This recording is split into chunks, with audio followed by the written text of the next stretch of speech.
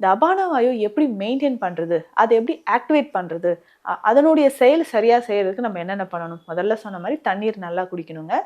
இன்னொரு விஷயம், தரையில சம்மணம் போட்டு உட்கார்றது ரொம்ப அவசியம். அபான வாயு அப்பதான் தூண்டப்பட்டு இடுப்புல இருக்கக்கூடிய ஆர்கன்ஸ் எல்லாமே ஸ்ட்ரென்தன் ஆகணும் அப்படின்னா, நம்ம தரையில உட்கார பழகணும். எப்பவுமே நம்ம தரையில உட்கார்றதே இப்பலாம் கிடையாது.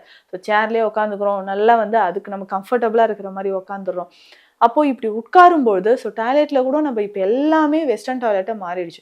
இந்தியன் டாய்லெட் நம்ம யூஸ் பண்ணிட்டு இருந்த வரைக்கும் இந்த பிரச்சனைகள் மலச்சிக்கல் அப்படின்னு சொல்றது கொஞ்சம் குறைவாகத்தான் இருந்தது.